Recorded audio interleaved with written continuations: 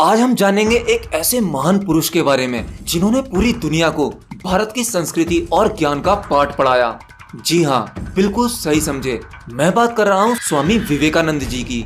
उनके जीवन की जितनी भी घटनाओं के बारे में आप पढ़ लो कम है, और साथ ही उनके जीवन से जुड़े किस्से बार बार पढ़ना और सुनना अच्छा लगता है।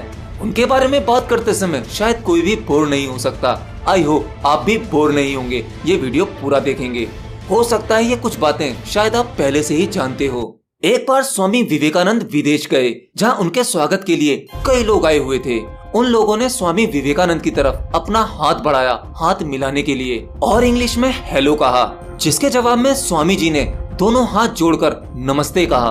अब ऐसे में उन लोगों को लगा कि शायद स्वामी जी को इंग्लिश नहीं आती है, तो उन लोगों में से एक आदमी ने हिंदी में पूछा कि आप कैसे हैं स्वामी जी।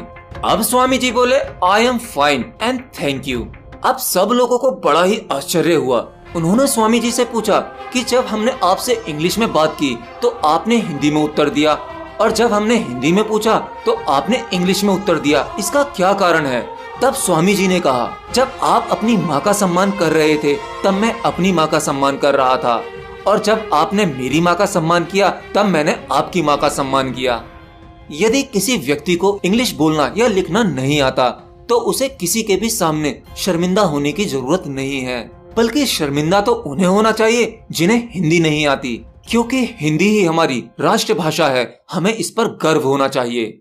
चलिए आप बताइए, क्या आप कोई ऐसा देश जानते हैं जहाँ के सरकारी काम उनकी राष्ट्रभाषा को छोड़कर किसी और भाषा में होते हों या फिर इंग्लिश में होते हों? यहाँ तक कि जो विदेश मंत्री या व्यापारी हमारे देश में आते हैं वो अपनी भाषा का ही प्रयोग करते हैं और स्पीच भी अपनी ही भाषा में देते हैं। फिर उनकी बात को हमारी भाषा में या तो इंग्लिश भाषा में अनुवाद करके समझाया जाता है।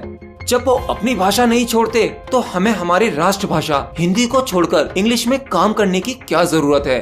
एक दूसरी घटना, एक बार जब स्वामी विवेकानंद जी विदेश गए तो उनका भगवा वस्त्र और पगड़ी देखकर लोगों ने पूछा, आपका बाकी सामान कहाँ है? स्वामी जी बोले, बस यही सामान है। तो कुछ लोगों ने व्यंग किया, उनका मजाक उड़ाया, अरे ये कैसी संस्कृति है आपकी, तन पर केवल एक भगवा चादर लपेट रखी है, कोट पतलून जैसा कुछ भी नहीं पहना हुआ है। इस पर स्वामी विवेकानंद जी मुस्कुराए और बोले, हमारी संस्कृति आपकी संस्कृति से भिन्न है।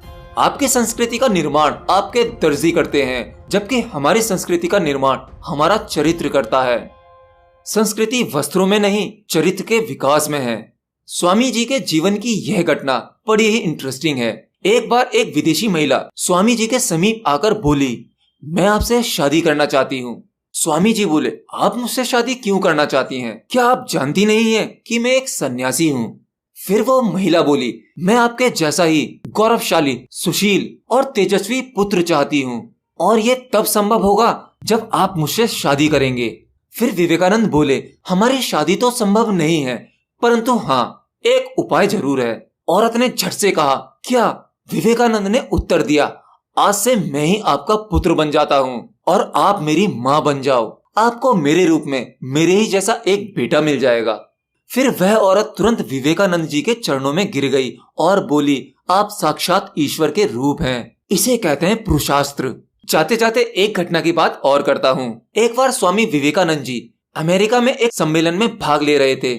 सम्मेलन के बाद कुछ पत्रकारों ने उनसे भारत की नदियों के बारे में एक प्रश्न पूछा।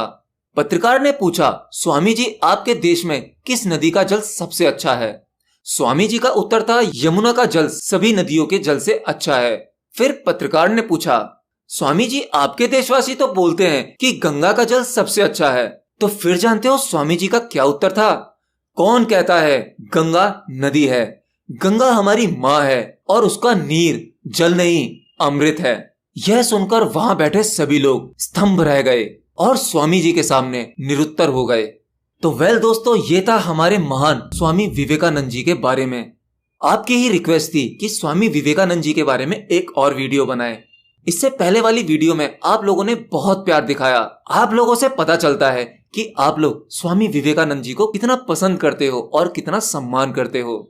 आज मुझे खुशी है कि हमारे इस चैनल क्वेश्चन वर्ल्ड पर आप जैसे प्यारे प्यारे लोग जुड़े हुए हैं जो हमारी संस्कृति को समझते हैं और उसे प्यार करते हैं। मुझे बहुत खुशी होती है आपके कमेंट पढ़कर। तो आज के लिए इतना ही। मिलते हैं किसी नई जानकारी के साथ अगली वीडियो में। तब तक के लिए बाय बाय।